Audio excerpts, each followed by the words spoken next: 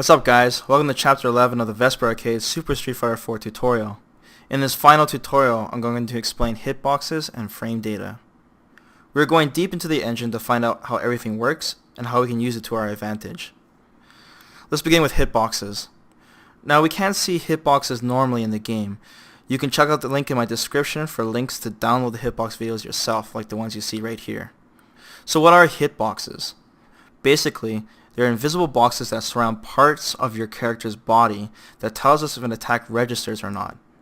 The game developers use it to determine all types of things such as anti-air, priority attacks, and moves that help you avoid projectiles. In older Street Fighter titles, there was only red and blue hitboxes, so it was pretty straightforward. Now the game is more complex and there are many different types of hitboxes, so I'll be going through all the different types step by step in this tutorial. Alright, so what you're looking at right now is Dhalsim's normal standing animation. This is him just not pressing anything, just standing there. Okay, so from this video alone, we see three different types of hitboxes. Okay, so the first hitbox we see is this thin line green hitbox that surrounds this area here. Now this hitbox represents the area in which Dhalsim can be hit. If a red hitbox collides with this green one, then the attack will register on Dhalsim and he'll take damage. Notice how the box doesn't cover Dhalsim's entire body. His arm sticks out of it right here, and this shows us that the opponent can't actually hit it. So this explains how hitboxes are not like wireframes. They are not accurate with what we can see with the naked eye. Now the reason this is because a lot of the cast when standing still have many different postures and sizes. So they made the hitboxes similar so that most of the everyday combos in the game work on the entire cast. It keeps most of the combos and attacks general and not too character specific, so the game doesn't become too complicated. Okay, so now the second hitbox we see is this thin blue lined hitbox that surrounds this area right here. This represents the area in which Dhalsim is vulnerable to throws. So for regular throws, command throws, supers, ultra, etc. As you can see, you have to be much closer to Dhalsim to get a throw off than a regular attack, for example. When a solid blue hitbox collides with a thin blue lined hitbox, the throw registers and Dhalsim is grabbed. Finally, we see this solid yellow vertical hitbox, right in the middle of Dhalsim's body here. This represents the space that Dhalsim is occupying. A lot of people will get confused by this hitbox and think that it represents where Dhalsim could be hit, similar to the green lined hitbox, but that's not true. So the way this works is if the solid yellow vertical hitbox collides with another solid yellow vertical hitbox, then you can't pass through it. So this explains how two characters just can't walk through each other. Okay, now what we're looking at is Dhalsim doing a standing medium punch. The first thing I want to point out is notice how the green line hitbox, Dhalsim's vulnerable hitbox, notice how it's more accurate with his body now. It accurately outlines his body like a wireframe. Now that Dhalsim's actually doing an attack, the game could be more accurate on it because now he's more distinguished as a character. This solid red hitbox, this represents Dhalsim's attacking hitbox. If this solid red hitbox collides with a green hitbox, then Dhalsim will have successfully landed a hit. Now this solid yellow horizontal hitbox, this is actually different than the solid yellow vertical one. This represents the area in which if your opponent is standing in it and holds back, he will block. Notice how it reaches further than the red hitbox.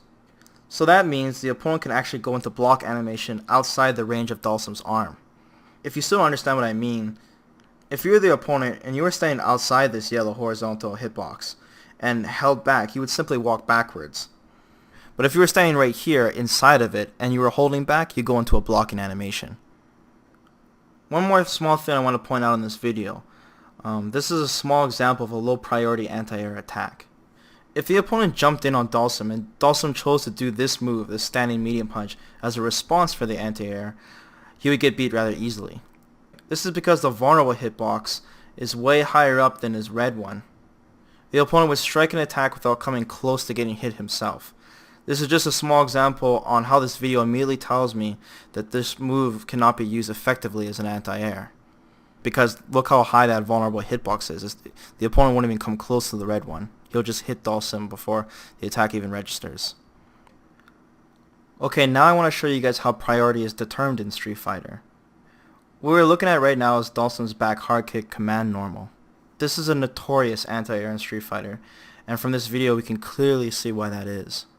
Now one thing a lot of people think is that priority is determined by simply this move beats this move, plain and simple. In truth, what determines priority is the speed of the move and the position of the hitboxes. So as we can see, the red hitbox where Dhalsim is attacking is insanely huge. It extends much further than Dhalsim's knee and surrounds an entire 45-degree angle. On top of that, the vulnerable hitbox of Dhalsim is tucked in behind the attacking hitbox, back here. So what this means is that the opponent has to do a jumping attack over and hit Dhalsim vertically where his neck is.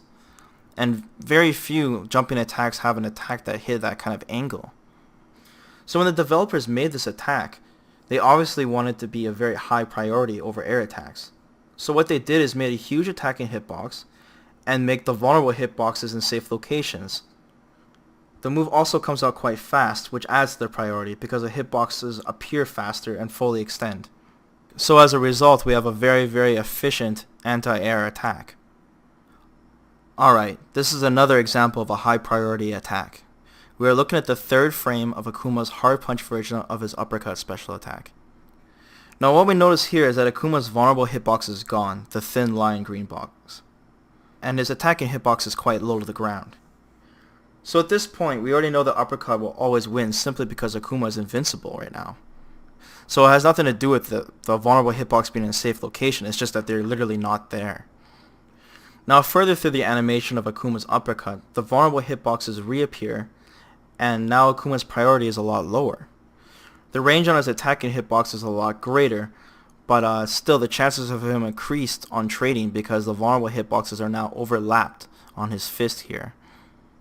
This is an example of why speed is a factor in priority, because Akuma's uppercut is strongest at the beginning when he's invincible, and he becomes more vulnerable to trading with attacks during the end of the animation of his uppercut.